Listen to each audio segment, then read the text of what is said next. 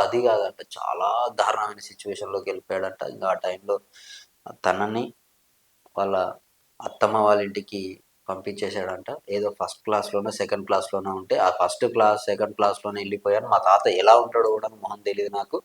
మా అమ్మా, నాన్న నన్ను దూరం చేశారు. ఎంత మంచి ఫుడ్ పెట్టి, ఎంత మంచి కాలేజ్‌కి పంపించినా, ఎంత మంచి స్కూల్స్‌కి పంపించినా, మమ్మీ, డ్యాడీ అనేది ఒకటి ఉంటది కదా! ఆ బంధానికి నేను దూరం అయిపోయాను.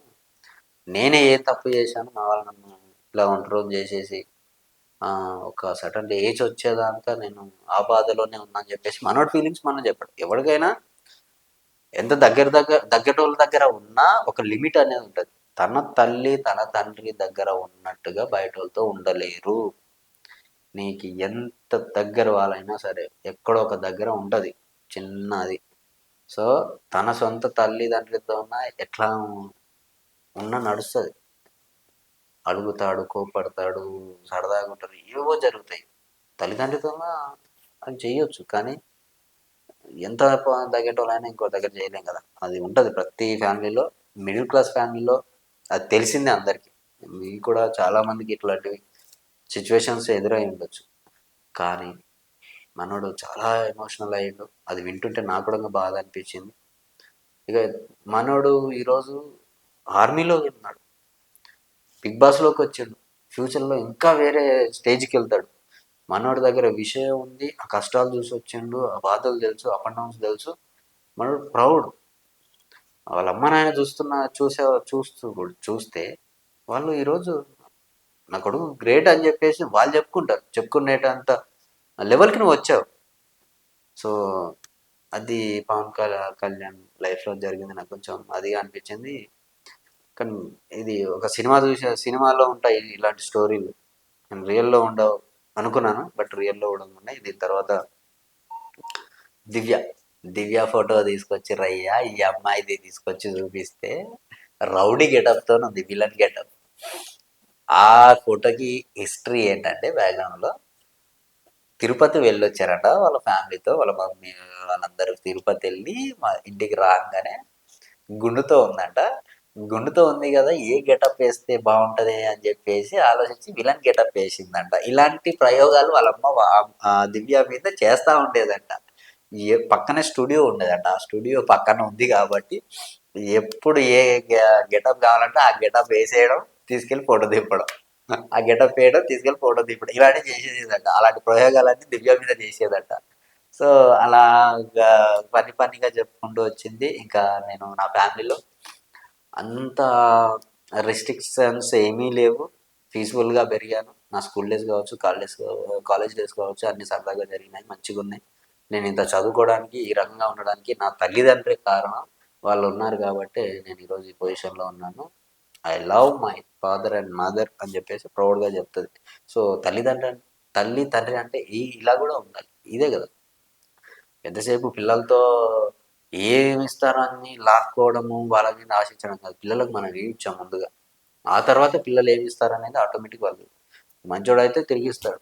మంచోడు కాకపోతే లైట్. అంతేగాని నువ్వు ఏది పెట్టకుండా బయట చాలా ఫ్యామిలీస్‌లో కొన్నున్నాయి. ఏది పెట్టకుండా వాడి నుంచి నాకు రావాలి, రావాలి, రావాలి. ఇదే ఒకప్పుడు బ్రిటిషోడు బానిసలు చేసుకొని ఇండియా వాళ్ళని దోసుకునేదంతా దోసుకున్నాడు. దేశాన్ని, మనుషులు. ఆ తర్వాత నవాబులు. ఆ తర్వాత దొరలు, గా ప్ర ఈ పెద్దలు ఎవడైతే ధనికుడు ఉన్నాడో వాళ్ళందరూ మోస్తున్నది. ఈరోజు తన తల్లిదండ్రులే తన పిల్లల పాలిట శత్రువు. ఎందుకంటే ఎంతసేపు నువ్వు ఏమిస్తున్నావు అనేటట్టు చూస్తున్నారే తప్ప పిల్లలకు మేము ఏమి ఇచ్చామనేది చూడరు. అలాంటి వాళ్ళు ఇప్పుడు ఉన్నారు. అట్లా తయారు చేసిన వాళ్ళు తన చుట్టూ కల్చర్ వాళ్ళు ఎందుకు అలా తయారైంది అనేది తన చుట్టుపక్కల ఉన్న పరిస్థితులు, పరిణామాలే వాళ్ళు అలా తయారయ్యేటట్టు చేశారు.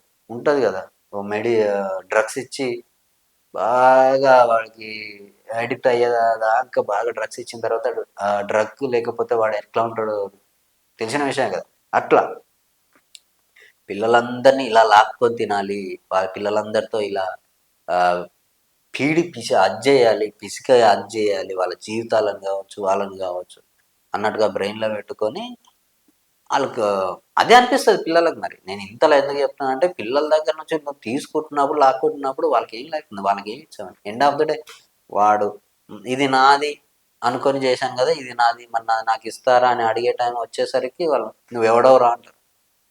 జరుగుతున్నాయి ఇప్పటి వరకు. నువ్వెవడవు, మేము సంపాదించుకున్నది ఇదంతా, ఇది మాది, నువ్వు అడగడానికి నువ్వేవాడు. చచ్చేదాకా వాళ్ళని దొరల్లాగా చూసుకోవాలనేదే వాళ్ళ టార్గెట్. పిల్లల్ని ఎందుకు అన్నారా అంటే, మగ పిల్లలు మీరు మమ్మల్ని సాకాలే, మేము మీకేం పెడుతున్నాం అనేది అది సెకండరీ, అది అవసరం లేదు వాళ్ళకి. Out of the box subject అది, అది ఆలోచించనే ఆలోచించరు.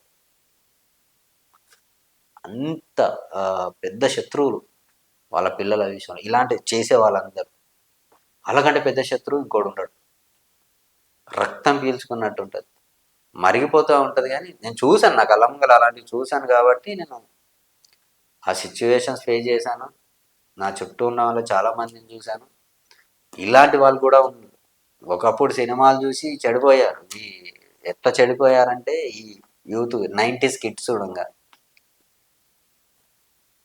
ఫ్యామిలీ అంటే ఇట్లుంటుంది, అమ్మ అయ్య అన్న తమ్ముడు బంధాలు ఇట్లుంటాయి, ఇలవేళలా తోడుంటారు, ఎప్పుడు మనకు మంచి జరుగుతుంది, మన మన బంధం అంటే ఇట్లా ఉండాలి అన్నట్టుగా తీశారు. కానీ ప్రాక్టికల్గా రీల్లో కాదు, రియల్ లైఫ్లోకి వచ్చిన తర్వాత అర్థమైంది, నీ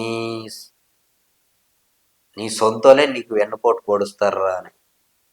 డబ్బుందా నువ్వే తోపు మొగోనివి, డబ్బు లేదా నీకంటే బికారిగాడు ఇంకోటి ఉంటాడు, నిన్ను తూ అని చెప్పేసి ఉమ్మేస్తారు. నువ్వు ఈకతో సంబంధం అవ్వాలి, ఎవడెవడాన్ని అంటారు సాగుగా. అది కల్చర్ ఉంది, ఈ జనరేషన్లో జరుగుతూ ఉంది. నెక్స్ట్ జనరేషన్ అన్నా అలాంటి సిచ్యువేషన్స్ ఫేస్ చెయ్యరేమో అనుకుంటున్నాను. ఒక జనరేషన్, ఒక లైఫ్ పోయింది ఈ జనరేషన్ వల్ల. చాలామంది జీవితాలు ఇట్లే నాశనం అయిపోయినాయి. ఇక నెక్స్ట్ జనరేషన్ అని ఉంటుంది కదా, వాళ్ళకైనా ఇలాంటి సిచ్యువేషన్స్ ఎదురవ్వకుండా బాగుంటుంది అనేది నా ఒపీనియన్. మరి ఎటు వెళ్తుందో తెలియదు కానీ అది అలా పేరెంట్స్ మీద అంత మంచి ఒపీనియన్ ఉంది వాళ్ళకి.